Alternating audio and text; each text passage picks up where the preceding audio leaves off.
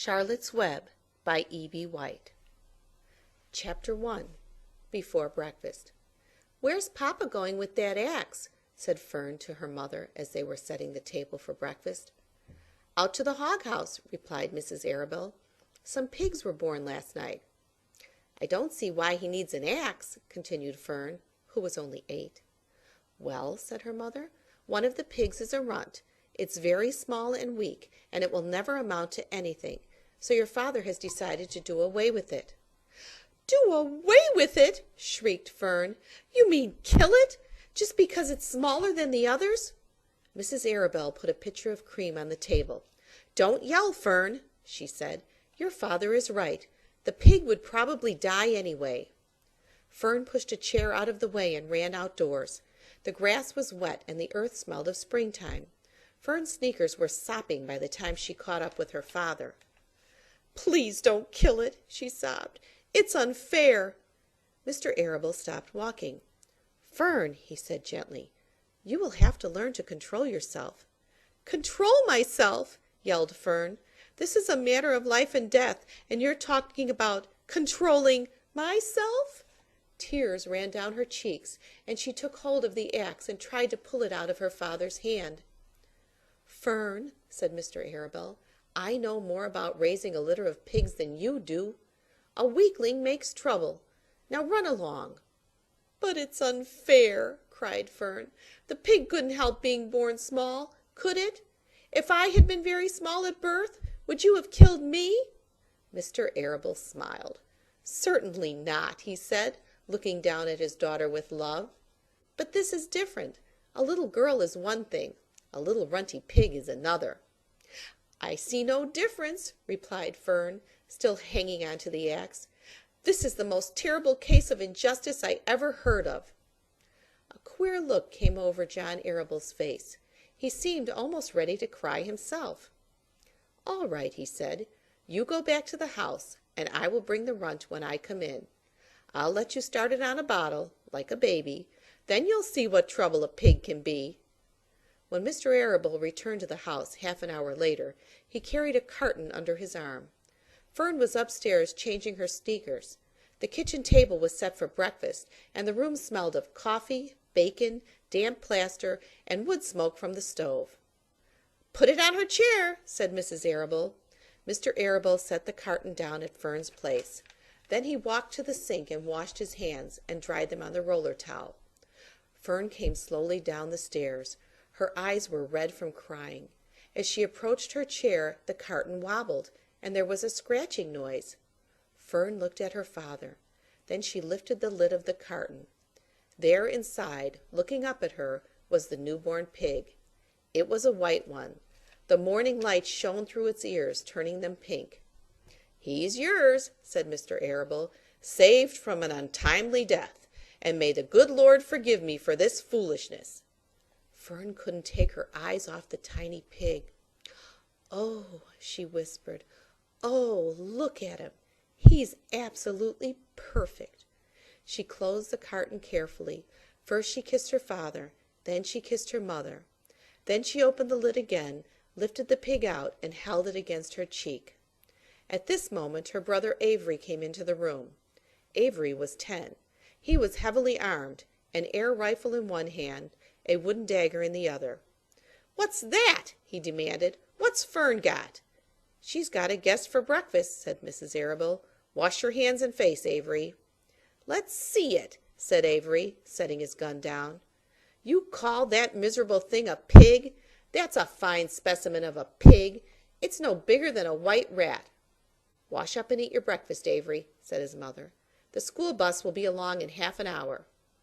"Can I have a pig too, Pop?" asked Avery. "No, I only distribute pigs to early risers," said Mr. Arabelle. Fern was up at daylight, trying to rid the world of injustice. As a result, she now has a pig. A small one, to be sure, but nevertheless a pig. It just shows what can happen if a person gets out of bed promptly. Let's eat." But Fern couldn't eat until her pig had had a drink of milk. Mrs. Arabelle found a baby's nursing bottle and a rubber nipple. She poured warm milk into the bottle, fitted the nipple over the top, and handed it to Fern. "Give him his breakfast," she said. A minute later, Fern was seated on the floor in the corner of the kitchen with her infant between her knees, teaching it to suck from the bottle. The pig, although tiny, had a good appetite and caught on quickly. The school bus honked from the road. "Run!" commanded Mrs. Arable, taking the pig from Fern and slipping a doughnut into her hand. Avery grabbed his gun and another doughnut. The children ran out to the road and climbed into the bus. Fern took no notice of the others in the bus. She just sat and stared out of the window, thinking what a blissful world it was, and how lucky she was to have entire charge of a pig. By the time the bus reached school, Fern had named her pet, selecting the most beautiful name she could think of. "Its name is Wilbur," she whispered to herself. She was still thinking about the pig when the teacher said, "Fern, what is the capital of Pennsylvania?" "Wilbur," replied Fern dreamily. The pupils giggled. Fern blushed.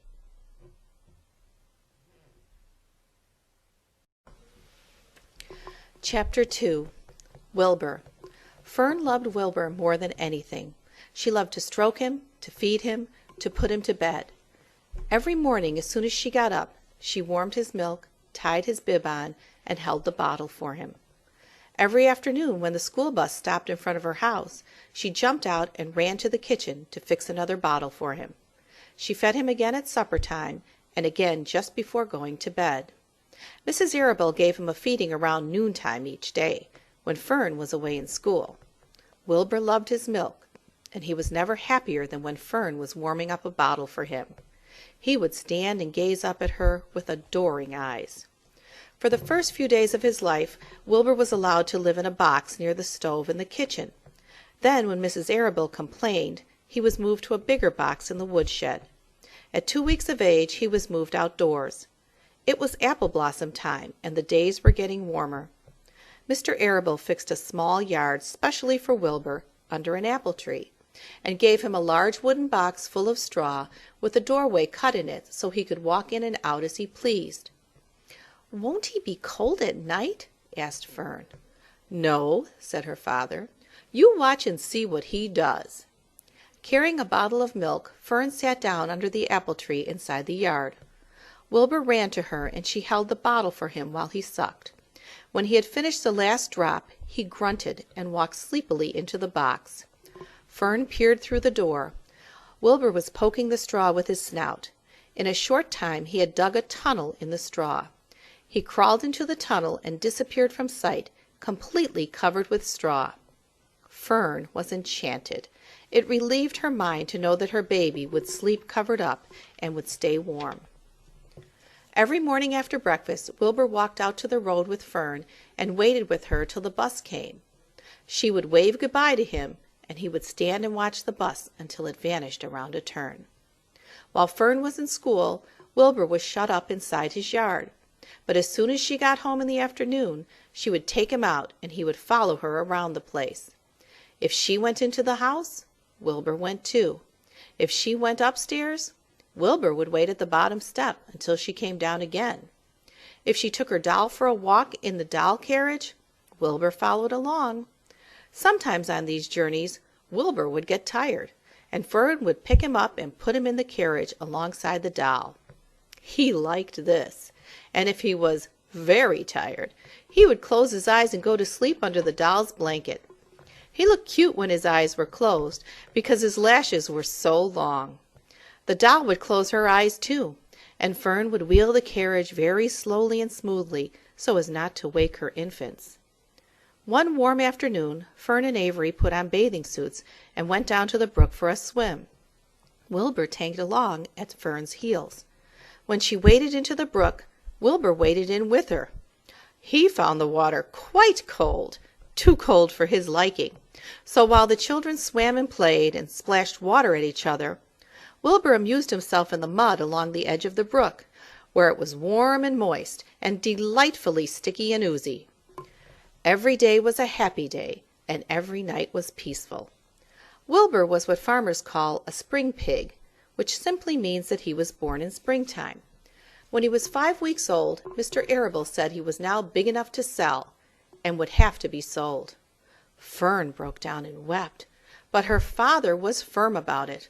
Wilbur's appetite had increased. He was beginning to eat scraps of food in addition to milk. Mr. Arable was not willing to provide for him any longer. He had already sold Wilbur's 10 brothers and sisters. "He's got to go, Fern," he said. "You have had your fun raising a baby pig, but Wilbur is not a baby any longer, and he has got to be sold." "Call up the Zuckermans," suggested Mrs. Arable to Fern. "Your Uncle Homer sometimes raises a pig, and if Wilbur goes there to live, you can walk down the road and visit him as often as you like." "How much money should I ask for him?" Fern wanted to know. "Well," said her father, "he's a runt. Tell your Uncle Homer you've got a pig you'll sell for $6, and see what he says." It was soon arranged. Fern phoned and got her Aunt Edith, and her Aunt Edith hollered for Uncle Homer, and Uncle Homer came in from the barn and talked to Fern. When he heard that the price was only $6, he said he would buy the pig. Next day Wilbur was taken from his house under the apple tree and went to live in a manure pile in the cellar of Zuckerman's barn.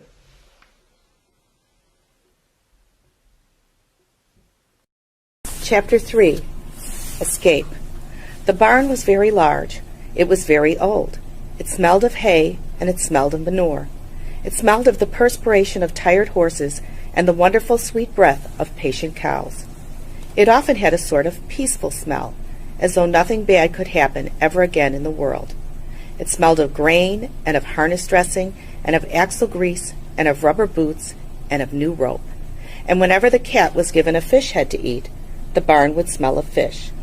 But mostly it smelled of hay, for there was always hay in the great loft up overhead, and there was always hay being pitched down to the cows and the horses and the sheep.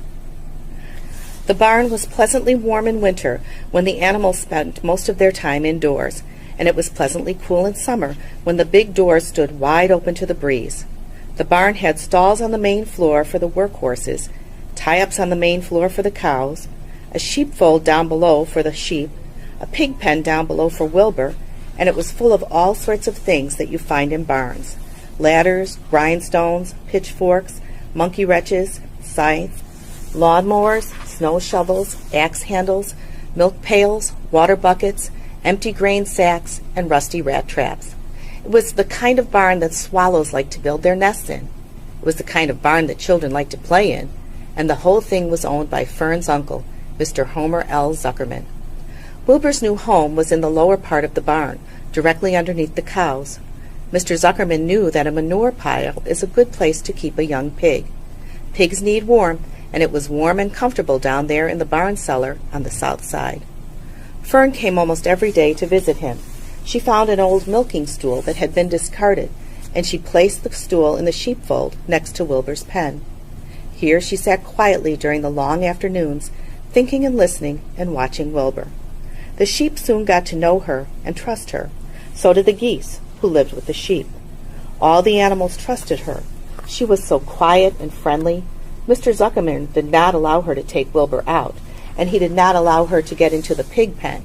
But he told Fern that she could sit on the stool and watch Wilbur as long as she wanted to.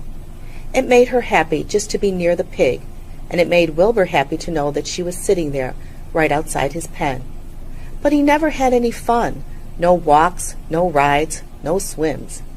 One afternoon in June, when Wilbur was almost 2 months old, he wandered out into his small yard outside the barn.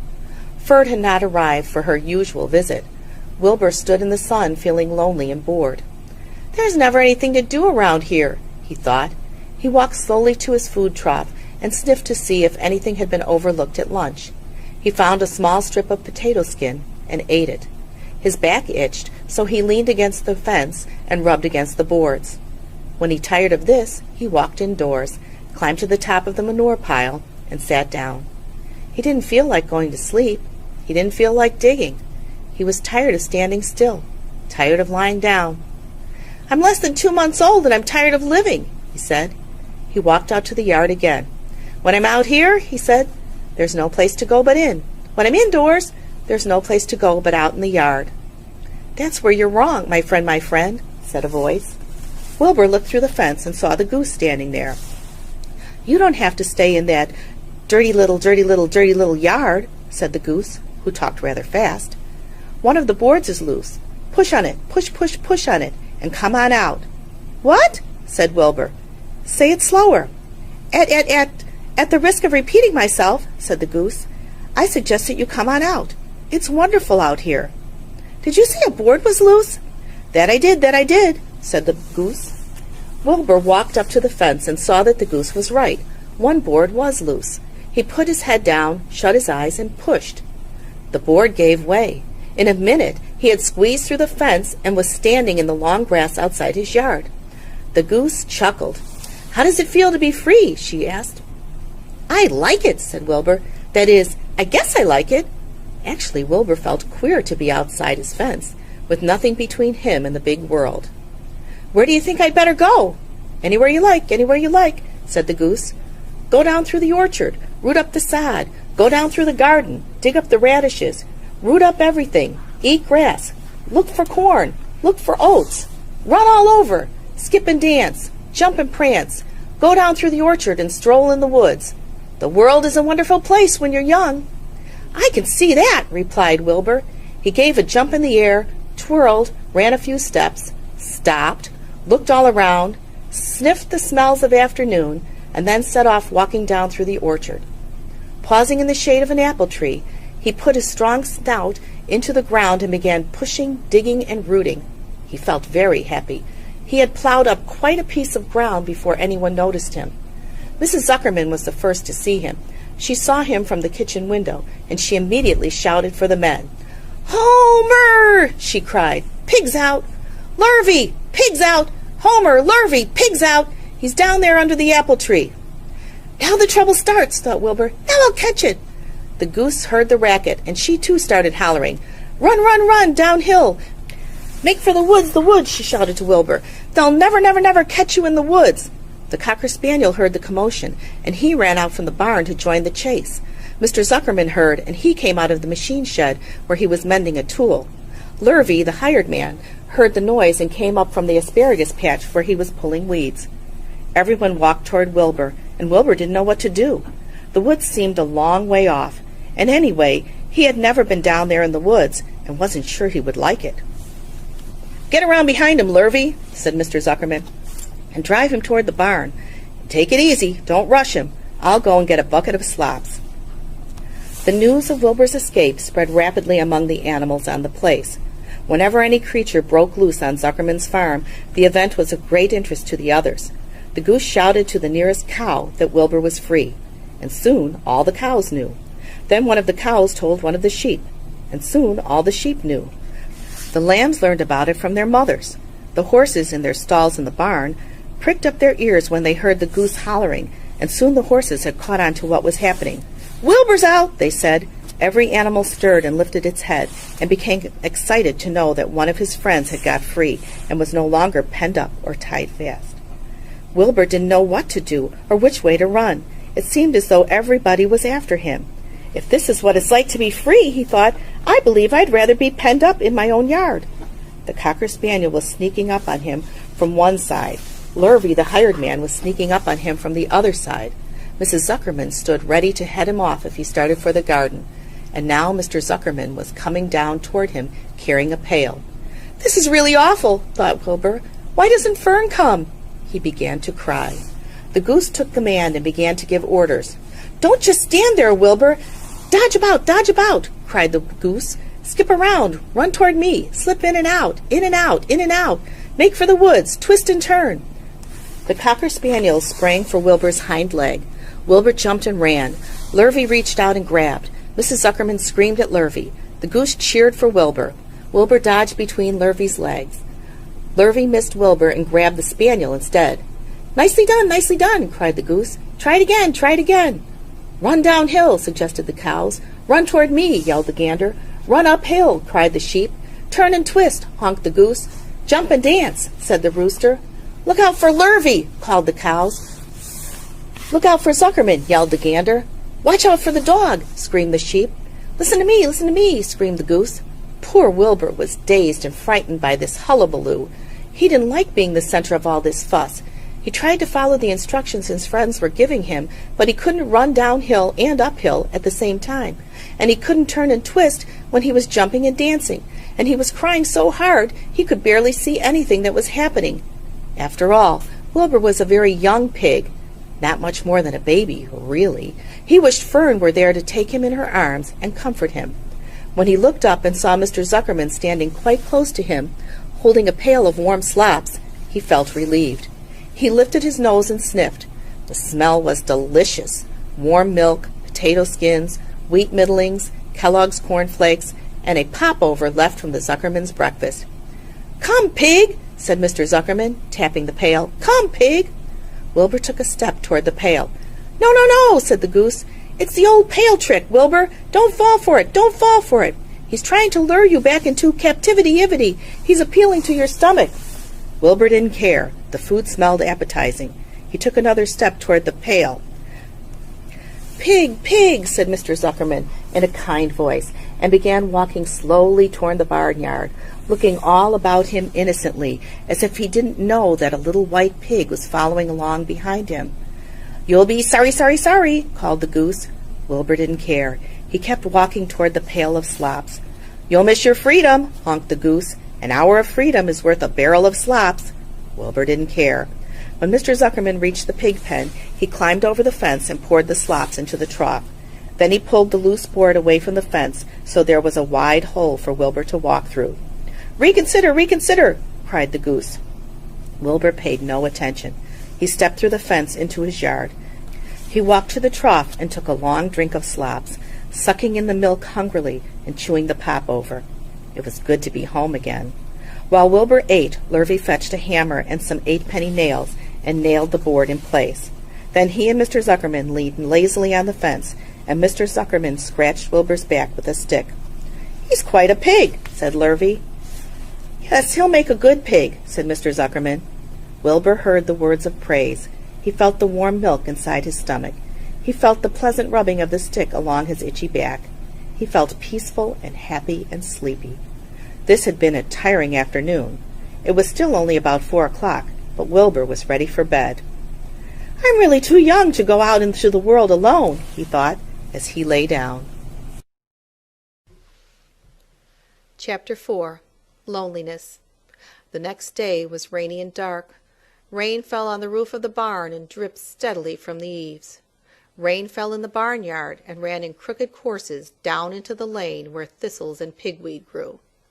Rain spattered against Mrs. Zuckerman's kitchen windows and came gushing out of the downspouts. Rain fell on the backs of the sheep as they grazed in the meadow. When the sheep tired of standing in the rain, they walked slowly up the lane and into the fold. Rain upset Wilbur's plans. Wilbur had planned to go out this day and dig a new hole in his yard. He had other plans, too. His plans for the day went something like this. Breakfast at 6:30. Skim milk, crust, middlings, bits of doughnuts, wheat cakes with drops of maple syrup sticking to them, potato skins, leftover custard pudding with raisins, and bits of shredded wheat. Breakfast would be finished at 7. From 7 to 8, Wilbur planned to have a talk with Templeton, the rat that lived under his trough. Talking with Templeton was not the most interesting occupation in the world, but it was better than nothing. From 8 to 9, Wilbur planned to take a nap outdoors in the sun. From 9 to 11, he planned to dig a hole, or trench, and possibly find something good to eat buried in the dirt. From 11 to 12, he planned to stand still and watch flies on the boards, watch bees in the clover, and watch swallows in the air. 12 o'clock, lunchtime. Middlings, warm water, apple parings, meat gravy, carrot scrapings, meat scraps, stale hominy, and the wrapper off a package of cheese. Lunch would be over at 1.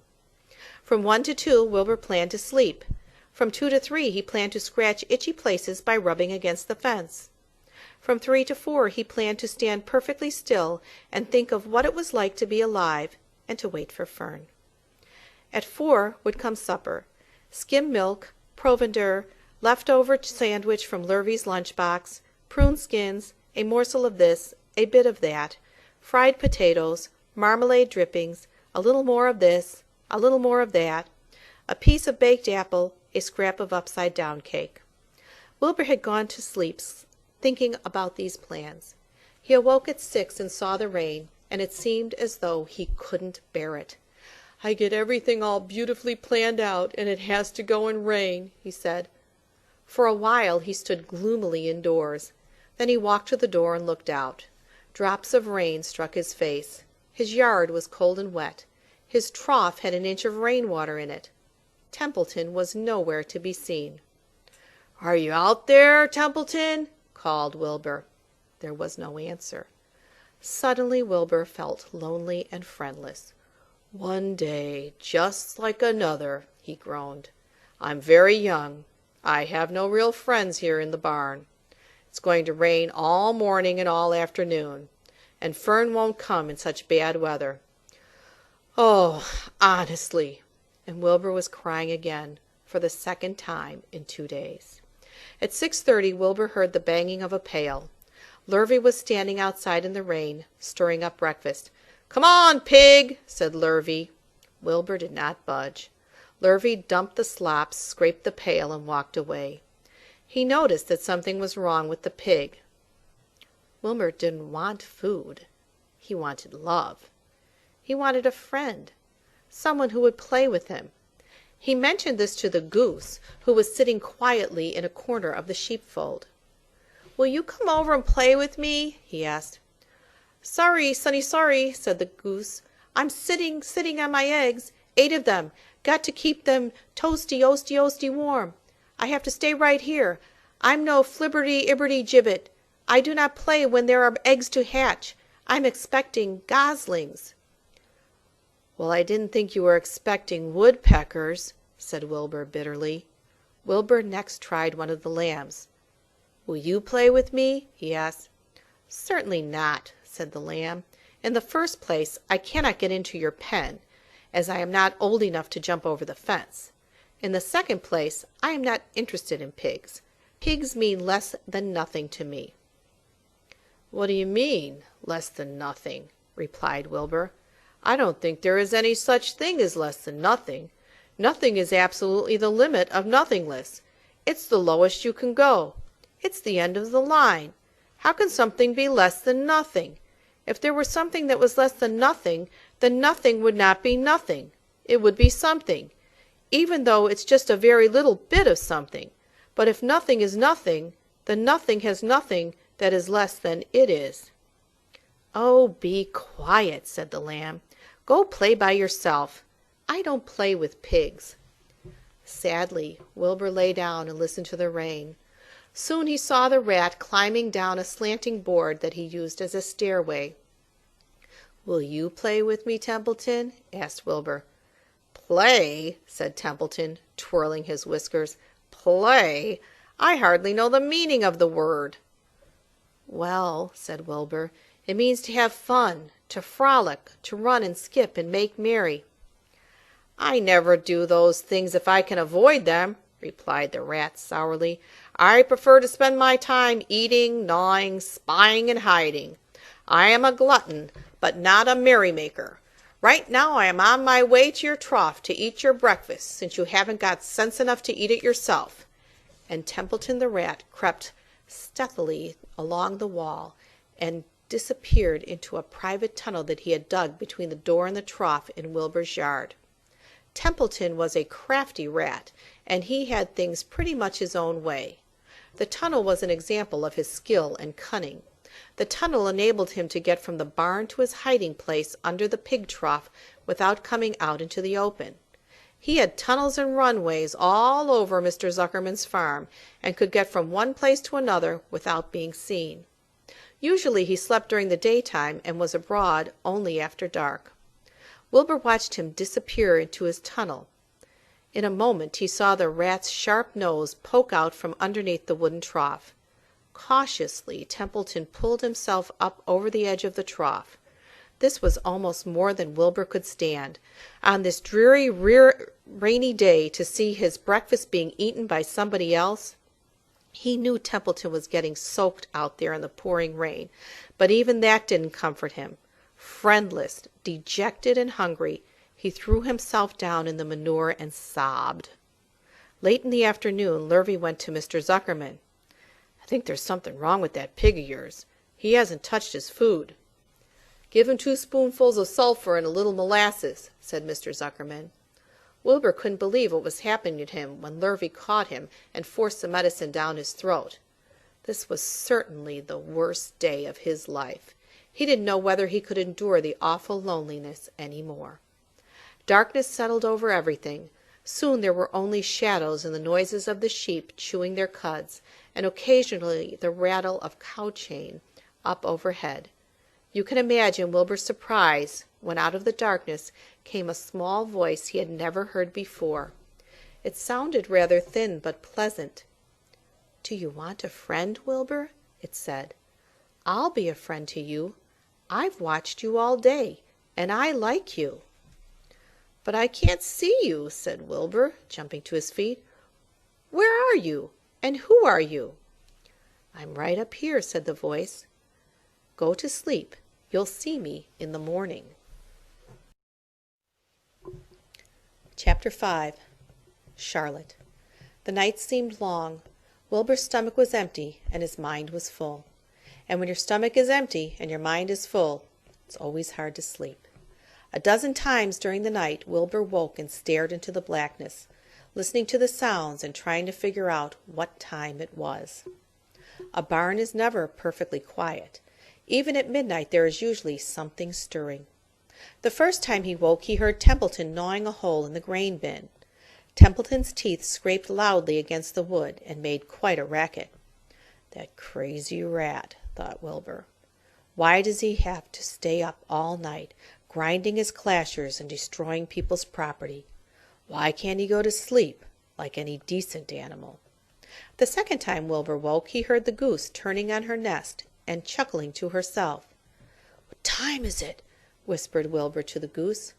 "Probably about 11:30, said the goose. "Why aren't you asleep, Wilbur?" "Too many things on my mind," said Wilbur. "Well," said the goose, "that's not my problem.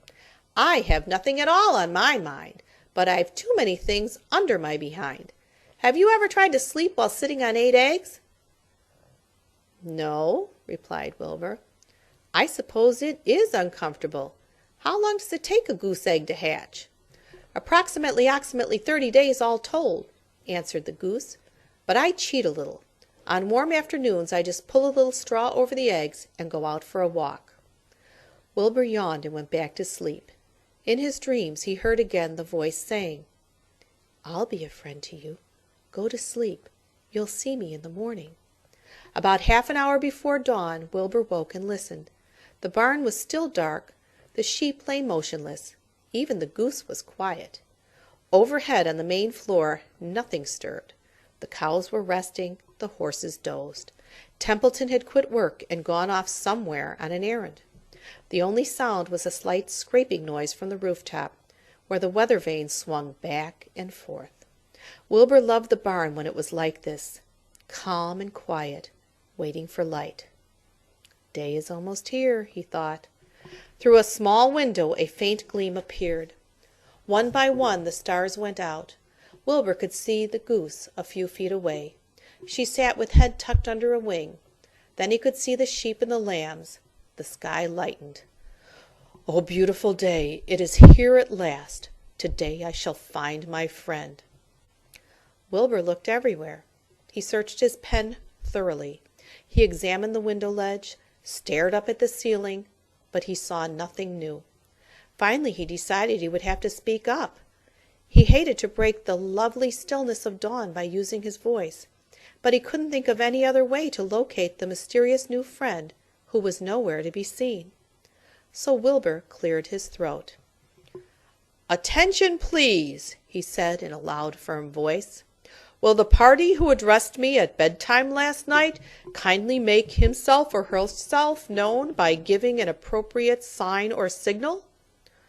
Wilbur paused and listened. All the other animals lifted their heads and stared at him. Wilbur blushed, but he was determined to get in touch with his unknown friend. "Attention, please," he said. I will repeat the message. Will the party who addressed me at bedtime last night kindly speak up? Please tell me where you are, if you are my friend." The sheep looked at each other in disgust. "Stop your nonsense, Wilbur," said the oldest sheep. "If you have a new friend here, you are probably disturbing his rest. And the quickest way to spoil a friendship is to wake someone up in the morning before he is ready. How can you be sure your friend is an early riser?" "I beg everyone's pardon," whispered Wilbur. "I didn't mean to be objectionable." He lay down meekly in the manure, facing the door. He did not know it, but his friend was very near. And the old sheep was right. The friend was still asleep. Soon Lurvy appeared with slops for breakfast. Wilbur rushed out, ate everything in a hurry, and licked the trough. The sheep moved off down the lane. The gander waddled along behind them, pulling grass. And then, just as Wilbur was settling down for his morning nap, he heard again the thin voice that had addressed him the night before. "Salutations," said the voice. Wilbur jumped to his feet. "What?" he cried. "Salutations," repeated the voice. "What are they, and where are you?" screamed Wilbur. "Please, please tell me where you are, and what are salutations?" "Salutations are greetings," said the voice. "When I say salutations, it's just my fancy way of saying hello or good morning. Actually, it's a silly expression, and I am surprised that I used it at all. As for my whereabouts, that's easy. Look up here in the corner of the doorway. Here I am. Look, I'm waving." At last Wilbur saw the creature that had spoken to him in such a kindly way. Stretched across the upper part of the doorway was a big spider web, and hanging from the top of the web, head down, was a large gray spider. She was about the size of a gumdrop. She had 8 legs, and she was waving one of them at Wilbur in a friendly greeting. "See me now?" she asked. "Oh, yes, indeed," said Wilbur. "Yes, indeed. How are you? Good morning. Salutations. Very pleased to meet you. What is your name, please? May I have your name?" "My name," said the spider, "is Charlotte." "Charlotte what?" said Wilbur eagerly. "Charlotte A. Cavatica, but they call me Charlotte." "I think you're beautiful," said Wilbur. "Well, I am pretty," replied Charlotte. "There's no denying that. Almost all spiders are rather nice looking. I'm not as flashy as some, but I'll do. I wish I could see you, Wilbur, as clearly as you can see me." "Why can't you?" asked the pig. "I'm right here." "Yes, but I'm nearsighted," replied Charlotte. "I've always been dreadfully nearsighted. It's good in some ways, not so good in others. Watch me wrap up this fly." A fly that had been crawling along Wilbur's trough had flown up and blundered into the lower part of Charlotte's web and was tangled in the sticky threads. The fly was beating its wings furiously, trying to break loose and free itself. "First," said Charlotte, "I dive at him." She plunged head first toward the fly. As she dropped, a tiny silken thread unwound from her rear end. "Next I wrap him out." She grabbed the fly, threw a few jets of silk around it, and rolled it over and over, wrapping it so it couldn't move. Wilbur watched in horror. He could hardly believe what he was seeing, and although he detested flies, he was sorry for this one. "There," said Charlotte. "Now I knock him out so he'll be more comfortable." She bit the fly. "He can't feel a thing," she remarked. "He'll make a perfect breakfast for me." "You mean you eat flies?" gasped Wilbur. "Certainly. Flies, bugs, grasshoppers, choice beetles, moths, butterflies, tasty cockroaches, gnats, midges, daddy-long-legs, centipedes, mosquitoes, crickets, anything that is careless enough to get caught in my web. I have to live, don't I?" "Why, yes, of course," said Wilbur. "Do they taste good?" "Delicious. Of course I don't really eat them. I drink them, drink their blood." "I love blood," said Charlotte, and her pleasant thin voice grew even thinner and more pleasant. "Don't say that," groaned Wilbur. "Please don't say things like that." "Why not? It's true, and I have to say what is true. I am not entirely happy about my diet of flies and bugs, but it's the way I'm made. A spider has to pick up a living somehow or other, and I happen to be a trapper. I just naturally build a web and trap flies and other insects. My mother was a trapper before me. Her mother was a trapper before her. All our family have been trappers. Way back for thousands and thousands of years, we spiders have been laying for flies and bugs." "It's a miserable inheritance," said Wilbur gloomily. He was sad because his new friend was so bloodthirsty. "Yes, it is," agreed Charlotte, "but I can't help it. I don't know how the first spider in the early days of the world happened to think up this fancy idea of spinning a web, but she did, and it was clever of her, too. And since then, all of us spiders have had to work the same trick. It's not a bad pitch on the whole." "It's cruel," replied Wilbur, who did not intend to be argued out of his position. "Well, you can't talk," said Charlotte. "You have your meals brought to you in a pail. Nobody feeds me. I have to get my own living. I live by my wits. I have to be sharp and clever, lest I go hungry. I have to think things out, catch what I can, take what comes. And it just so happens, my friend, that what comes is flies and insects and bugs. And furthermore," said Charlotte, shaking one of her legs, "do you realize that if I didn't catch bugs and eat them, bugs would increase and multiply and get so numerous that they'd destroy the earth, wipe out everything?" "Really?" said Wilbur. "I wouldn't want that to happen. Perhaps your web is a good thing after all." The goose had been listening to this conversation and chuckling to herself. "There are a lot of things Wilbur doesn't know about life," she thought. "He's really a very innocent little pig. He doesn't even know what's going to happen to him around Christmas time. He has no idea that Mr. Zuckerman and Lurvy are plotting to kill him." And the goose raised herself a bit and poked her eggs a little further under her so that they would receive the full heat from her warm body and soft feathers. Charlotte stood quietly over the fly, preparing to eat it. Wilbur lay down and closed his eyes. He was tired from his wakeful night and from the excitement of meeting someone for the first time. A breeze brought him the smell of clover, the sweet-smelling world beyond his fence. "Well," he thought, "I've got a new friend, all right. But what a gamble friendship is! Charlotte is fierce, brutal, scheming, bloodthirsty, everything I don't like. How can I learn to like her, even though she is pretty and, of course, clever?" Wilbur was merely suffering the doubts and fears that often go with finding a new friend. In good time he was to discover that he was mistaken about Charlotte. Underneath her rather bold and cruel exterior, she had a kind heart, and she was to prove loyal and true to the very end.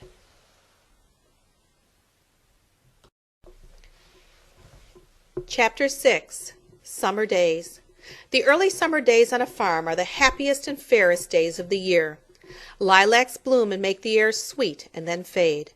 Apple blossoms come with the lilacs, and the bees visit around among the apple trees. The days grow warm and soft. School ends, and children have time to play and to fish for trouts in the brook.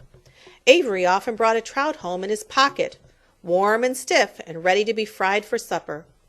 Now that school was over, Fern visited the barn almost every day to sit quietly on her stool. The animals treated her as an equal. The sheep lay calmly at her feet. Around the 1st of July the work horses were hitched to the mowing machine, and Mr. Zuckerman climbed into the seat and drove into the field. All morning you could hear the rattle of the machine as it went round and round, while the tall grass fell down behind the cutter bar in long green swaths. Next day, if there was no thunder shower, all hands would help rake and pitch and load, and the hay would be hauled to the barn in the high hay wagon, with Fern and Avery riding at the top of the load. Then the hay would be hoisted, sweet and warm, into the big loft, until the whole barn seemed like a wonderful bed of timothy and clover. It was fine to jump in, and perfect to hide in, and sometimes Avery would find a little grass snake in the hay, and would add it to the other things in his pocket. Early summer days are a jubilee time for birds. In the fields, around the house, in the barn, in the woods, in the swamp, everywhere love and songs and nests and eggs. From the edge of the woods, the white-throated sparrow, which must come all the way from Boston, calls, "Oh, Peabody, Peabody, Peabody."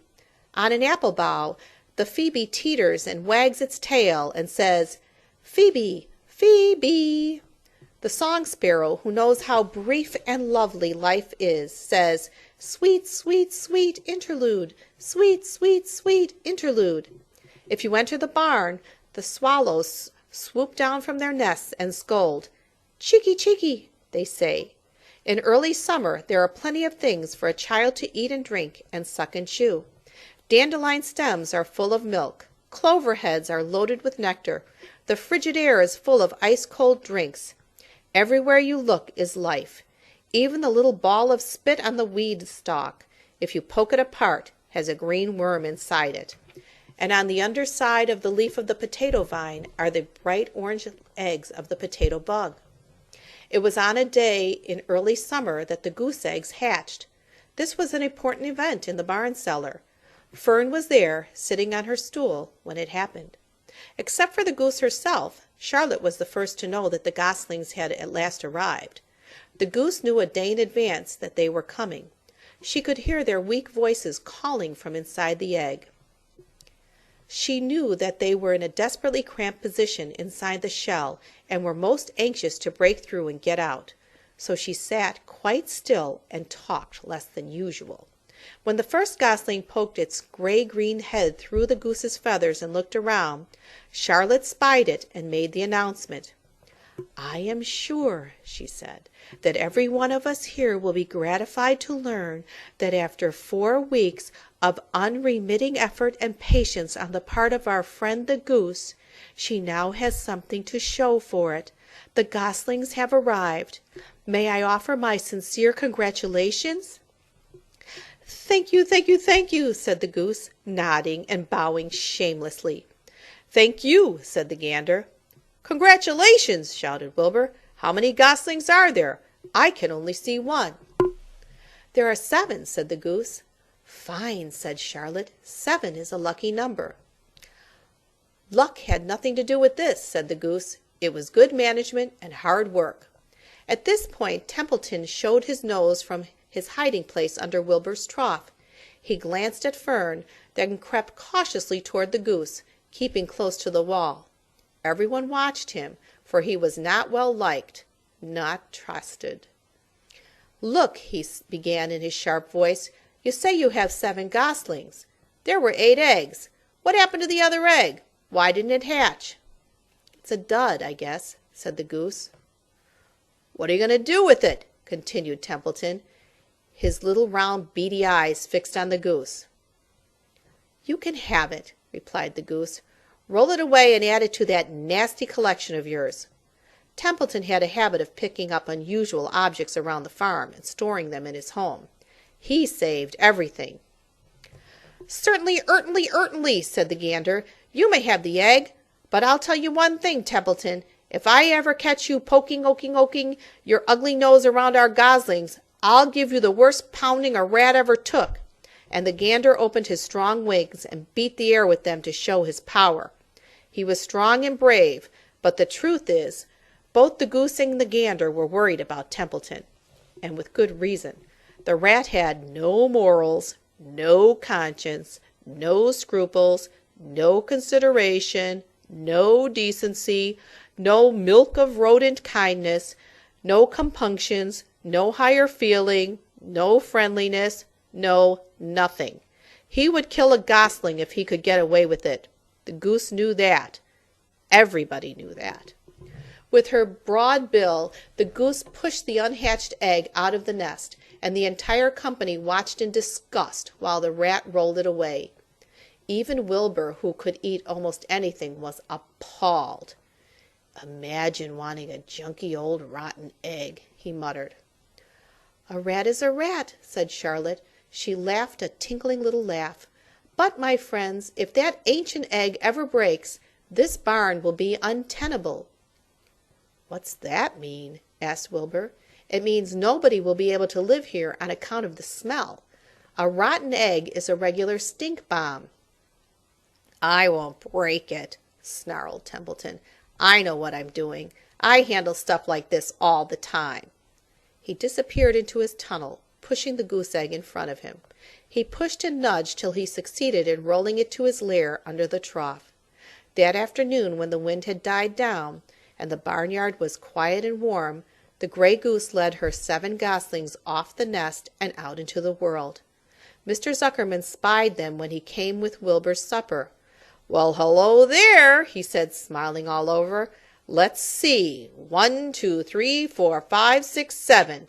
7 baby geese. Now isn't that lovely?" Chapter 7. Bad News. Wilbur liked Charlotte better and better each day. Her campaign against insects seemed sensible and useful. Hardly anybody around the farm had a good word to say for a fly. Flies spent their time pestering others. The cows hated them. The horses detested them. The sheep loathed them. Mr. and Mrs. Zuckerman were always complaining about them and putting up screens. Wilbur admired the way Charlotte managed. He was particularly glad that she always put her victim to sleep before eating it. "It's real thoughtful of you to do that, Charlotte," he said. "Yes," she said in her sweet musical voice. "I always give them an anesthetic so they won't feel pain. It's a little service I throw in." As the days went by, Wilbur grew and grew. He ate 3 big meals a day. He spent long hours lying on his side, half asleep, dreaming pleasant dreams. He enjoyed good health, and he gained a lot of weight. One afternoon, when Fern was sitting on her stool, the oldest sheep walked into the barn and stopped to pay a call on Wilbur. "Hello," she said. "Seems to me you're putting on weight." "Yes, I guess I am," replied Wilbur. "At my age, it's a good idea to keep gaining." "Just the same, I don't envy you," said the old sheep. "You know why they're fattening you up, don't you?" "No," said Wilbur. "Well, I don't like to spread bad news," said the sheep, "but they're fattening you up because they're going to kill you. That's why." "They're going to what?" screamed Wilbur. Fern grew rigid on her stool. "Kill you. Turn you into smoked bacon and ham," continued the old sheep. "Almost all young pigs get murdered by the farmer as soon as the real cold weather sets in. There's a regular conspiracy around here to kill you at Christmas time. Everybody is in on the plot. Lurvy, Zuckerman, even John Arable." "Mr. Arable?" sobbed Wilbur. "Fern's father?" "Certainly. When a pig is to be butchered, everybody helps. I'm an old sheep, and I see the same thing, same old business, year after year. Arable arrives with his .22, shoots the—" "Stop!" screamed Wilbur. "I don't want to die. Save me, somebody, save me!" Fern was about to jump up when a voice was heard. "Be quiet, Wilbur," said Charlotte, who had been listening to this awful conversation. "I can't be quiet," screamed Wilbur, racing up and down. "I don't want to be killed. I don't want to die. Is it true what the old sheep says, Charlotte? Is it true they are going to kill me when the cold weather comes?" "Well," said the spider, plucking thoughtfully at her web, "the old sheep has been around this barn a long time. She has seen many a spring pig come and go. If she says they plan to kill you, I'm sure it's true. It's also the dirtiest trick I ever heard of. What people don't think of." Wilbur burst into tears. "I don't want to die," he moaned. "I want to stay alive, right here in my comfortable manure pile with all my friends. I want to breathe the beautiful air and lie in the beautiful sun." "You're certainly making a beautiful noise," snapped the old sheep. "I don't want to die," screamed Wilbur, throwing himself to the ground. "You shall not die," said Charlotte briskly. "What? Really?" cried Wilbur. "Who's going to save me?" "I am," said Charlotte. "How?" asked Wilbur. "That remains to be seen, but I am going to save you, and I want you to quiet down immediately. You're carrying on in a childish way. Stop your crying. I can't stand hysterics." Chapter 8. A Talk at Home. On Sunday morning, Mr. and Mrs. Arable and Fern were sitting at breakfast in the kitchen.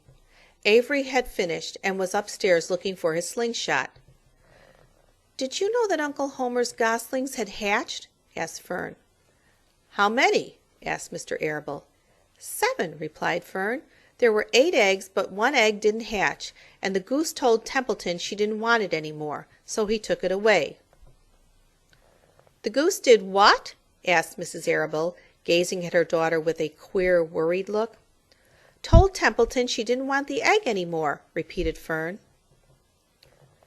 Who is Templeton? Asked Mrs. Arable. He's the rat, replied Fern. None of us like him much. Who's us? Asked Mr. Arable. Oh, everybody in the barn cellar. Wilbur and the sheep and the lambs and the goose and the gander and the goslings and Charlotte and me. Charlotte? Said Mrs. Arable. Who's Charlotte? She's Wilbur's best friend. She's terribly clever. What does she look like? Asked Mrs. Arable. Well, said Fern thoughtfully, she has 8 legs. All spiders do, I guess. Charlotte is a spider? Asked Fern's mother. Fern nodded. A big gray one. She has a web across the top of Wilbur's doorway. She catches flies and sucks their blood. Wilbur adores her. Does he really? Said Mrs. Arable rather vaguely. She was staring at Fern with a worried expression on her face. Oh, yes, Wilbur adores Charlotte, said Fern. Do you know what Charlotte said when the goslings hatched? I haven't the faintest idea, said Mr. Arable. Tell us.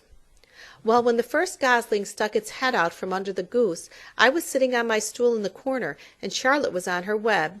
She made a speech. She said, I'm sure that every one of us here in the barn cellar will be gratified to learn that after 4 weeks of unremitting effort and patience on the part of the goose, she now has something to show for it. Don't you think that was a pleasant thing for her to say? Yes, I do, said Mrs. Arable. And now, Fern, it's time to get ready for Sunday school, and tell Avery to get ready. And this afternoon you can tell me more about what goes on in Uncle Homer's barn. Aren't you spending quite a lot of time there? You go there almost every afternoon, don't you? I like it there, replied Fern. She wiped her mouth and ran upstairs. After she left the room, Mrs. Arable spoke in a low voice to her husband. I worry about Fern, she said. Did you hear the way she rambled on about the animals, pretending that they talked? Mr. Arable chuckled. Maybe they do talk. I've sometimes wondered. At any rate, don't worry about Fern. She's just got a lively imagination. Kids think they hear all sorts of things. Just the same, I do worry about her, replied Mrs. Arable. I think I shall ask Dr. Dorian about her the next time I see him. He loves Fern almost as much as we do, and I want him to know how queerly she is acting about that pig and everything. I don't think it's normal. You know perfectly well animals don't talk. Mr. Arable grinned. Maybe our ears aren't as sharp as Fern's, he said.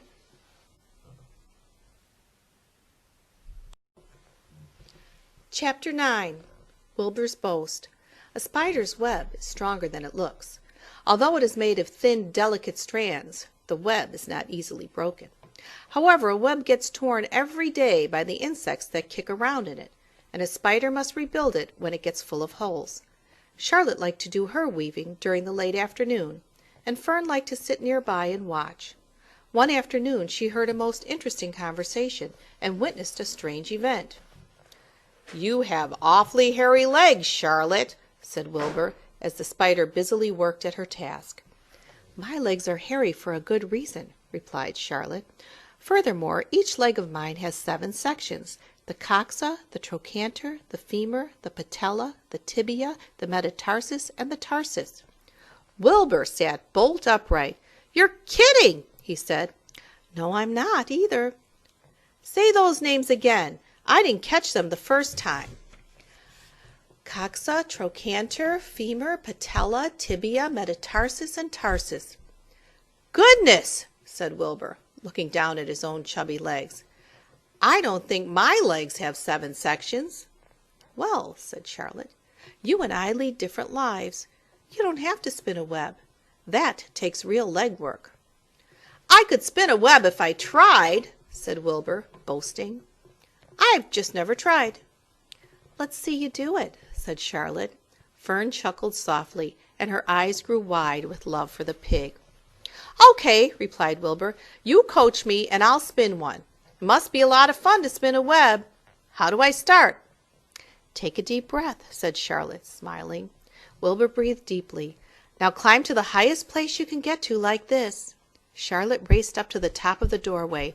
Wilbur scrambled to the top of the manure pile. "Very good," said Charlotte.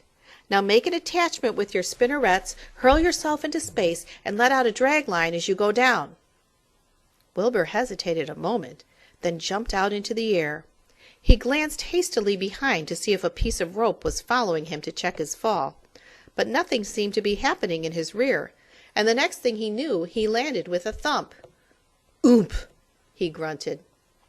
Charlotte laughed so hard her web began to sway. "What did I do wrong?" asked the pig when he recovered from his bump. "Nothing," said Charlotte. "It was a nice try." "I think I'll try again," said Wilbur cheerfully. "I believe what I need is a little piece of string to hold me." The pig walked out to his yard. "You there, Templeton!" he called. The rat poked his head out from under the trough. "Got a little piece of string I could borrow?" asked Wilbur. "I need it to spin a web." "Yes, indeed," replied Templeton, who saved string. "No trouble at all. Anything to oblige." He crept down into his hole, pushed the goose egg out of the way, and returned with an old piece of dirty white string. Wilbur examined it. "That's just the thing," he said. "Tie one end to my tail, will you, Templeton?" Wilbur crouched low with his thin curly tail toward the rat. Templeton seized the string, passed it around the end of the pig's tail, and tied 2 half hitches. Charlotte watched in delight. Like Fern, she was truly fond of Wilbur, whose smelly pen and stale food attracted the flies that she needed, and she was proud to see that he was not a quitter and was willing to try again to spin a web. While the rat and the spider and the little girl watched, Wilbur climbed again to the top of the manure pile, full of energy and hope.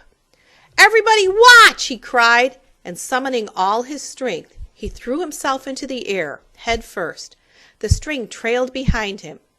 But as he had neglected to fasten the other end to anything, it didn't really do any good, and Wilbur landed with a thud, crushed and hurt.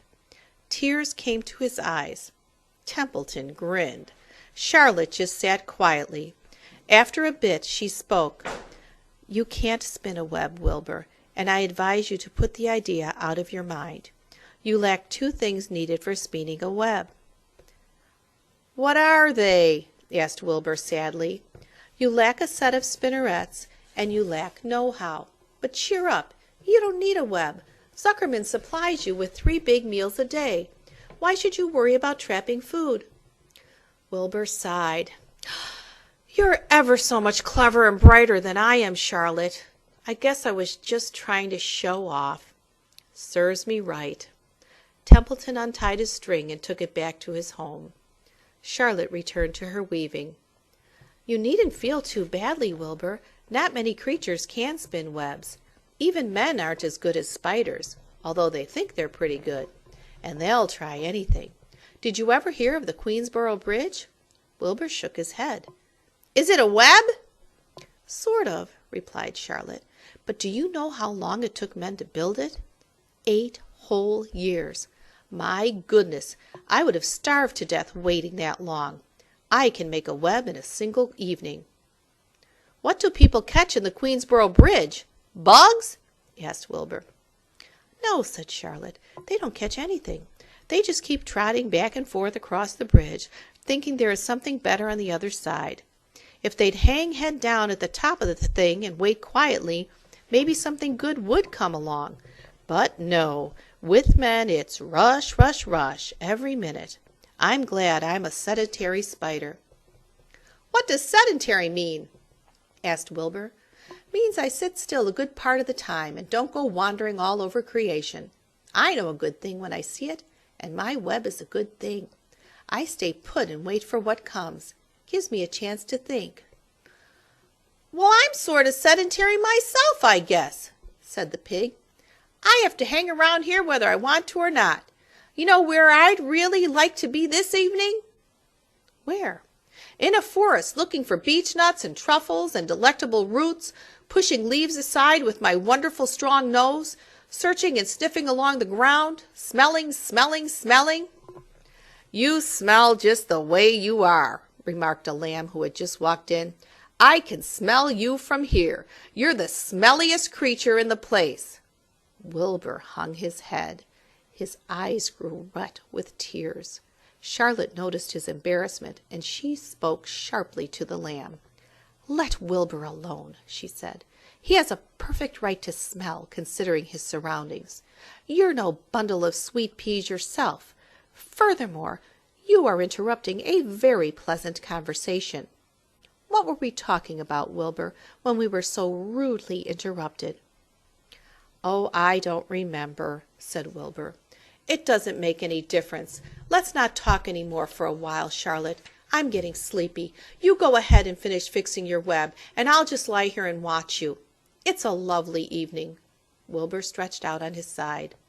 Twilight settled over Zuckerman's barn, and a feeling of peace.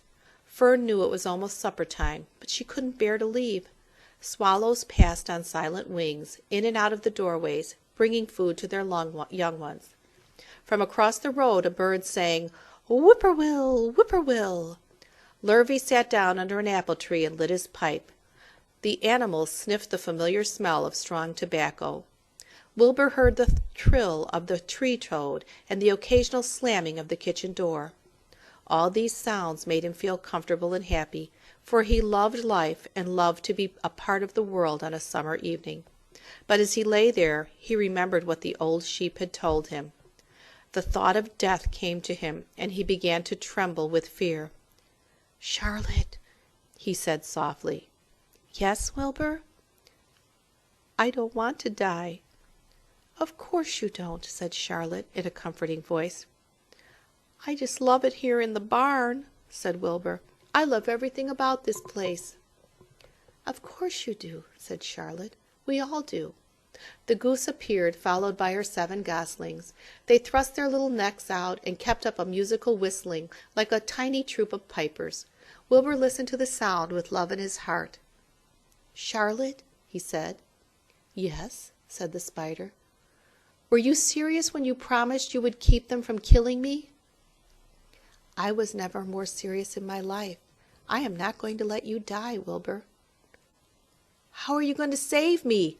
asked Wilbur, whose curiosity was very strong on this point.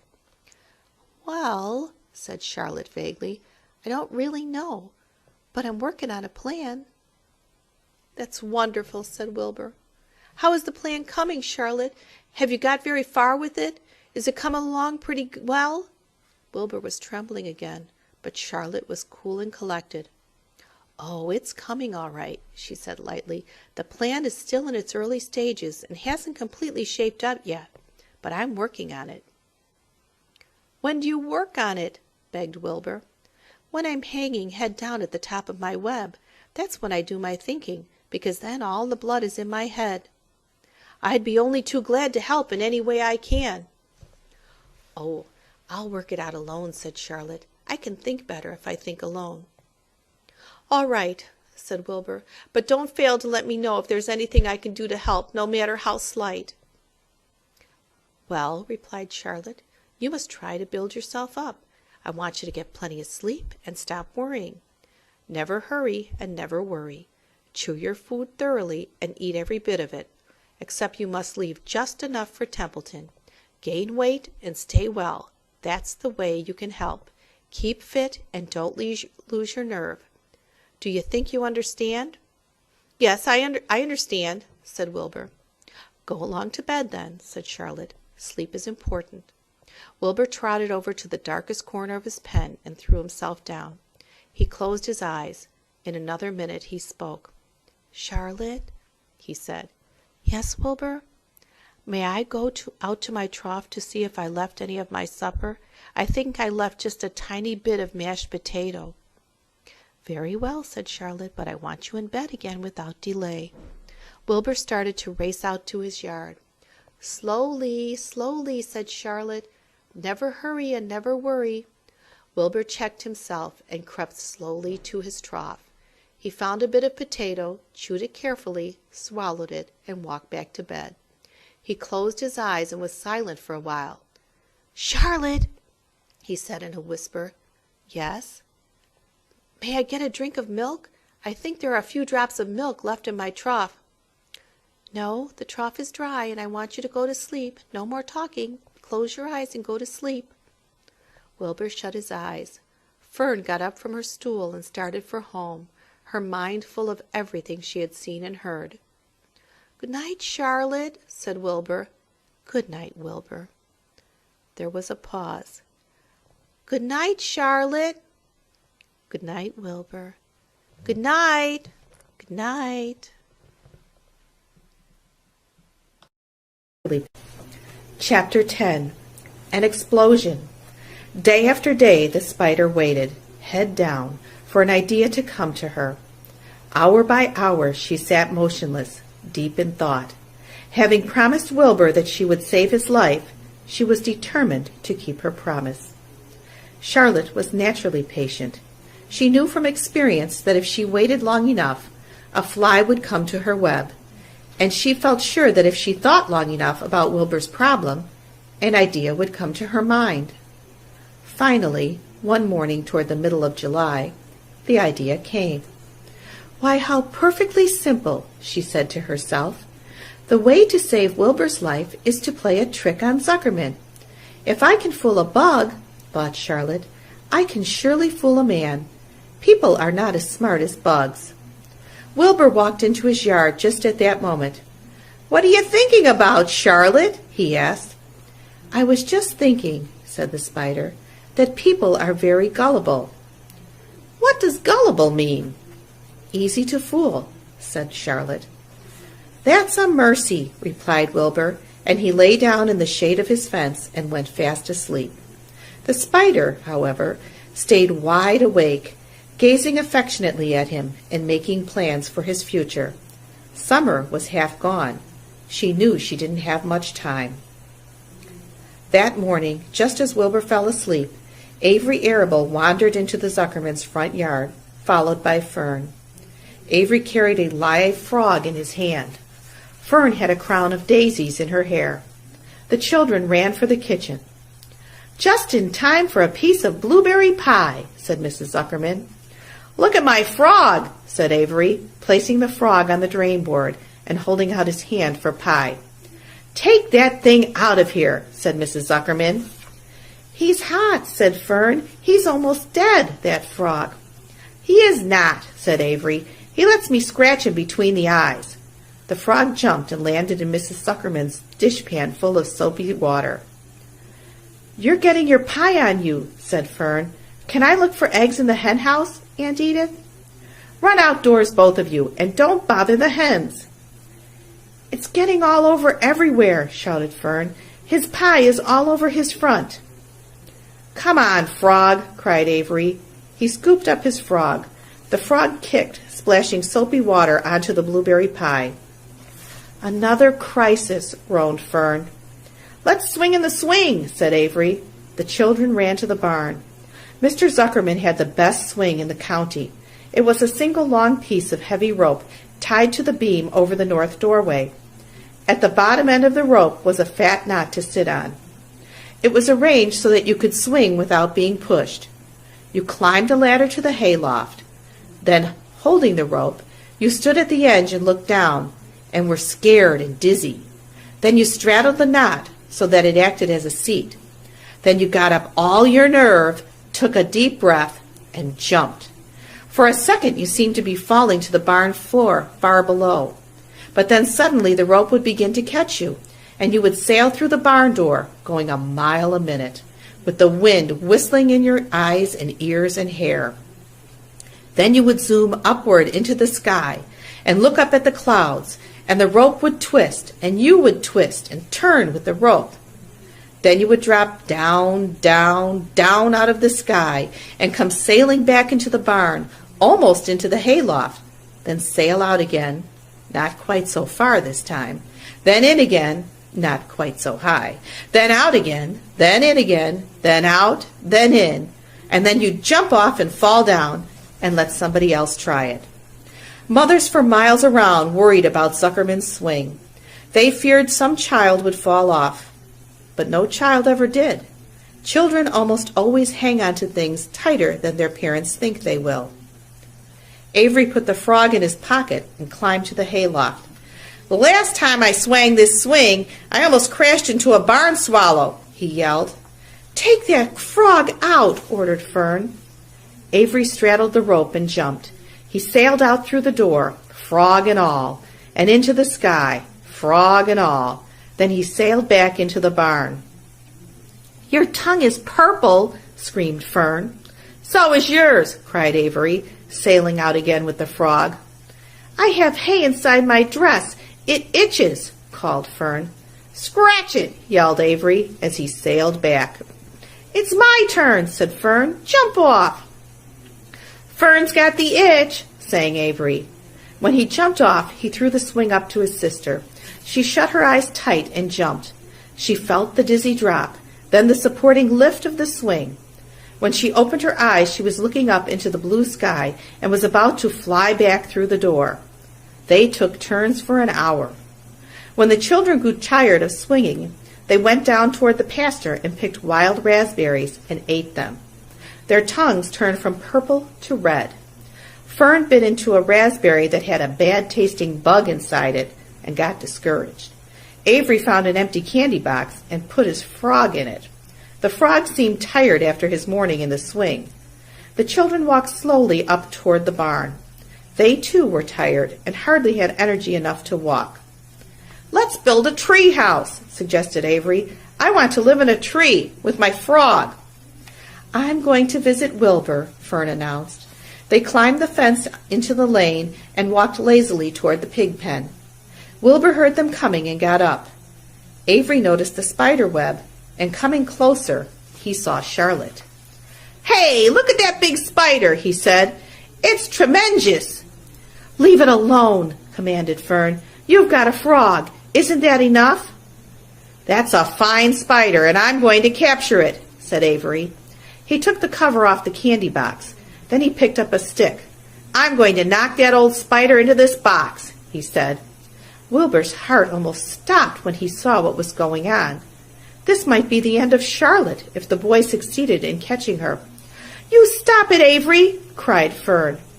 Avery put one leg over the fence of the pig pen.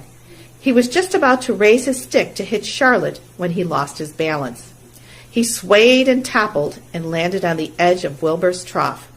The trough tipped up and then came down with a slap. The goose egg was right underneath. There was a dull explosion as the egg broke, and then a horrible smell. Fern screamed. Avery jumped to his feet. The air was filled with the terrible gases and smells from the rotten egg. Templeton, who had been resting in his home, scuttled away into the barn. "Good night!" screamed Avery. "Good night! What a stink! Let's get out of here." Fern was crying. She held her nose and ran toward the house. Avery ran after her, holding his nose. Charlotte felt greatly relieved to see him go. It had been a narrow escape. Later on that morning, the animals came up from the pasture, the sheep, the lamb, the gander, the goose, and the 7 goslings. There were many complaints about the awful smell, and Wilbur had to tell the story over and over again of how the arable boy had tried to capture Charlotte, and how the smell of the broken egg drove him away just in time. "It was that rotten goose egg that saved Charlotte's life," said Wilbur. The goose was proud of her share in the adventure. "I'm delighted that the egg never hatched," she gabbled. Templeton, of course, was miserable over the loss of his beloved egg, but he couldn't resist boasting. "It pays to save things," he said in his surly voice. "A rat never knows when something is going to come in handy. I never throw anything away." "Well," said one of the lambs, "this whole business is all well and good for Charlotte, but what about the rest of us? The smell is unbearable. Who wants to live in a barn that is perfumed with rotten egg?" "Don't worry, you'll get used to it," said Templeton. He sat up and pulled wisely at his long whiskers, then crept away to pay a visit to the dump. When Lurvy showed up at lunchtime carrying a pail of food for Wilbur, He stopped short a few paces from the pig pen. He sniffed the air and made a face. "What in thunder?" he said. Setting the pail down, he picked up the stick that Avery had dropped and pried the trough up. "Rats," he said. "Phew! I might have known a rat would make a nest under this trough. How I hate a rat." And Lurvy dragged Wilbur's trough across the yard and kicked some dirt into the rat's nest, burying the broken egg and all Templeton's other possessions. Then he picked up the pail. Wilbur stood in the trough, drooling with hunger. Lurvy poured. The slops ran creamily down around the pig's eyes and ears. Wilbur grunted. He gulped and sucked and gulped, making swishing and swooshing noises, anxious to get everything at once. It was a delicious meal. Skimmed milk, wheat middlings, leftover pancakes, half a donut, the rind of a summer squash, 2 pieces of stale toast, a third of a ginger snap, a fish tail, 1 orange peel, several noodles from a noodle soup, the scum off a cup of cocoa, an ancient jelly roll, a strip of paper from the lining of the garbage pail, and a spoonful of raspberry jello. Wilbur ate heartily. He planned to leave half a noodle and a few drops of milk for Templeton. Then he remembered that the rat had been useful in saving Charlotte's life, and that Charlotte was trying to save his life. So he left a whole noodle instead of a half.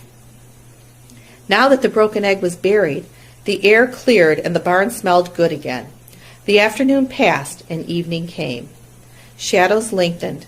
The cool and kindly breath of evening entered through doors and windows. Astride her web, Charlotte sat moodily, eating a horsefly and thinking about the future. After a while, she bestirred herself. She descended to the center of the web, and there she began to cut some of her lines. She worked slowly but steadily, while the other creatures drowsed. None of the others, not even the goose, noticed that she was at work. Deep in his soft bed, Wilbur snoozed. Over in their favorite corner, the goslings whistled a night song. Charlotte tore quite a section out of her web, leaving an open space in the middle. Then she started weaving something to take the place of the threads she had removed. When Templeton got back from the dump around midnight, the spider was still at work. Chapter 11. The Miracle. The next day was foggy. Everything on the farm was dripping wet. The grass looked like a magic carpet. The asparagus patch looked like a silver forest. On foggy mornings, Charlotte's web was truly a thing of beauty. This morning, each thin strand was decorated with dozens of tiny beads of water. The web glistened in the light and made a pattern of loveliness and mystery, like a delicate veil. Even Lurvy, who wasn't particularly interested in beauty, noticed the web when he came with the pig's breakfast. He noted how clearly it showed up, and he noted how big and carefully built it was. And then he took another look, and he saw something that made him set his pail down. There in the center of the web, neatly woven in block letters, was a message. It said, "Some pig!" Lurvy felt weak. He brushed his hand over his eyes and stared harder at Charlotte's web. "I'm seeing things," he whispered. He dropped to his knees and uttered a short prayer. Then, forgetting all about Wilbur's breakfast, he walked back to the house and called Mr. Zuckerman. "I think you'd better come down to the pig pen," he said. "What's the trouble?" asked Mr. Zuckerman. "Anything wrong with the pig?" "No, not exactly," said Lurvy. "Come and see for yourself." The two men walked silently down to Wilbur's yard. Lurvy pointed to the spider's web. "Do you see what I see?" he asked. Zuckerman stared at the writing on the web. Then he murmured the words, "Some pig." Then he looked at Lurvy. Then they both began to tremble. Charlotte, sleepy after her night's exertions, smiled as she watched. Wilbur came and stood directly under the web. "Some pig," muttered Lurvy in a low voice. "Some pig," whispered Mr. Zuckerman. They stared and stared for a long time at Wilbur. Then they stared at Charlotte. "You don't suppose that spider—" began Mr. Zuckerman, but he shook his head and didn't finish the sentence. Instead, he walked solemnly back to the house and spoke to his wife. "Edith, something has happened," he said in a weak voice. He went into the living room and sat down, and Mrs. Zuckerman followed. "I've got something to tell you, Edith," he said. "You better sit down." Mrs. Zuckerman sank into a chair. She looked pale and frightened. "Edith," he said, trying to keep his voice steady, "I think you had best be told that we have a very unusual pig." A look of complete bewilderment came over Mrs. Zuckerman's face. "Homer Zuckerman, what in the world are you talking about?" she said. "This is a very serious thing, Edith," he replied. "Our pig is completely out of the ordinary." "What's unusual about the pig?" asked Mrs. Zuckerman, who was beginning to recover from her scare. "Well, I don't really know yet," said Mr. Zuckerman, "but we have received a sign, Edith, a mysterious sign. A miracle has happened on this farm. There is a large spider's web in the doorway of the barn cellar, right over the pig pen. And when Lurvy went to feed the pig this morning, he noticed the web because it was foggy. And you know how a spider's web looks very distinct in a fog? And right spang in the middle of the web there were the words, 'Some pig.' The words were woven right into the web. They were actually part of the web, Edith. I know because I have been down there and seen them. It says, 'Some pig,' just as clear can be. There can be no mistake about it. A miracle has happened, and a sign has occurred here on earth, right on our farm, and we have no ordinary pig." "Well," said Mrs. Zuckerman, "it seems to me you're a little off. It seems to me we have no ordinary spider." "Oh, no," said Mr. Zuckerman. "It's the pig that's unusual. It says so, right there in the middle of the web." "Maybe so," said Mrs. Zuckerman. "Just the same, I intend to have a look at that spider." "It's just a common gray spider," said Zuckerman. They got up, and together they walked down to Wilbur's yard. "You see, Edith, it's just a common gray spider." Wilbur was pleased to receive so much attention. Lurvy was still standing there, and Mr. and Mrs. Zuckerman, all three, stood for about an hour, reading the words on the web over and over and watching Wilbur. Charlotte was delighted with the way her trick was working. She sat without moving a muscle and listened to the conversation of the people. When a small fly blundered into the web just beyond the word pig, Charlotte dropped quickly down, rolled the fly up, and carried it out of the way. After a while, the fog lifted. The web dried off, and the words didn't show up quite so plainly. The Zuckermans and Lurvy walked back to the house. Just before they left the pig pen, Mr. Zuckerman took one last look at Wilbur. "You know," he said in an important voice, "I've thought all along that pig of ours was an extra good one. He's a solid pig. That pig is as solid as they come. You notice how solid he is around the shoulders, Lurvy?" Sure I do," said Lurvy. "I always notice that pig. He's quite a pig." "He's long and he's smooth," said Zuckerman. "That's right," agreed Lurvy. "He's as smooth as they come. He's some pig." When Mr. Zuckerman got back to the house, he took off his work clothes and put on his best suit. Then he got into his car and drove to the minister's house. He stayed for an hour and explained to the minister that a miracle had happened on the farm. "So far," said Zuckerman, "only 4 people on earth know about this miracle. Myself, my wife Edith, my hired man Lurvy, and you." "Don't tell anybody else," said the minister. "We don't know what it means yet, but perhaps if I give thought to it, I can explain it in my sermon next Sunday. There can be no doubt that you have a most unusual pig. I intend to speak about it in my sermon and point out the fact that this community has been visited with a wondrous animal. By the way, does the pig have a name?" "Why, yes," said Mr. Zuckerman. "My little niece calls him Wilbur. She's a rather queer child, full of notions. She raised the pig on a bottle, and I brought him from her when he was a month old." He shook hands with the minister and left. Secrets are hard to keep. Long before Sunday came, the news spread all over the county. Everybody knew that a sign had appeared in a spider's web on the Zuckermans' place. Everybody knew that the Zuckermans had a wondrous pig. People came from miles around to look at Wilbur and to read the words on Charlotte's web. The Zuckermans' driveway was full of cars and trucks from morning till night.